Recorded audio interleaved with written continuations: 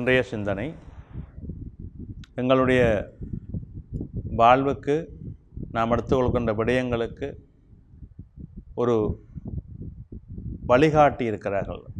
எந்த விடயமும் தான் தோன்றித்தனமாக நம்மால் செய்ய முடியாது.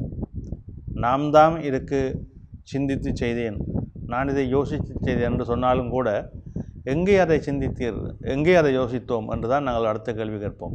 எங்கேயாவது ஒரு புத்தகத்திலே படித்திருக்க வேண்டும், இல்லை முன்னுதாரணமாக ஒருவருடைய நடைமுறையை பார்த்திருக்க வேண்டும், இல்லை நமது முன்னோர்கள், நமது பாட்டன், நமது பெரியார்கள் நமக்கு செய்து காட்டிய அந்த உந்து சக்தி நமக்கு ஒரு வழிகாட்டலாக இருக்க வேண்டும்.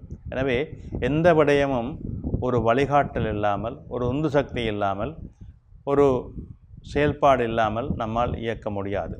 முழுக்க நாமே அதை புதிதாக சிந்தித்து செயல்படுவதற்கு எந்த மனிதனுக்கும் முடியாது. எல்லா மனிதர்களுக்குள்ளும் ஒரு வழிகாட்டல் இருக்கும். அது தெய்வ அனுகூலமாகவும் அமையும், இன்னொரு பெரியார் மூலமாகவும் அமையும், குரு மூலமாக அமையும், ஆசிரியர் மூலமாக அமையும். இப்படியாக பல வழிகளிலே தாய் தந்தை மூலமாக அமையும், சகோதரர்கள் மூலமாக அமையும். இப்படி யாரோ ஒருவருடைய ஒரு உந்து சக்தி தான் அதற்கு மிகப்பெரிய அத்திவாரமாக அமையும். எனவே அந்த உந்து சக்திகள் நமக்கு சரியாக இருக்க வேண்டும். இதில் 2 விதங்கள் உண்டு. ஒரு மனிதனுடைய வாழ்வை மேன்மையுறை செய்வதற்கும் உயர்நிலையடை செய்வதற்கும் வழிகாட்டுகின்றவர்கள் சரியாக வழிகாட்ட வேண்டும். ஒரு மனிதனை அடிவள்ளத்திலே தள்ளிவிடுவதற்கு கூட வழிகாட்டல் உண்டு. அப்படி வழிகாட்டுகின்றவர்கள் மூலமாக பலவிதமான சிக்கல்களை, பிரச்சனைகளை எதிர்கொள்ள வேண்டிய சூழலும் இருக்கும்.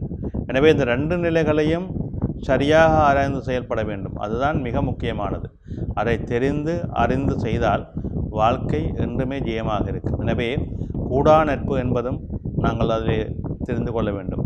நம்மை வேணுமென்றே வீழ்த்துவதற்கென்றும் சில செயல்பாடுகள் இருக்கும். எனவே உங்களுடைய சிந்தனை செலவு செய்யப்பட்டதாக இருக்க வேண்டும். அதுதான் மிக முக்கியமானது. நாம் இது செய்தால் நமக்கு சரியாக வருமா, நாம் இதை செய்யலாமா என்ற நோக்கை, நெறியை சரியாக கொண்டு செயல்படுங்கள். நன்றி.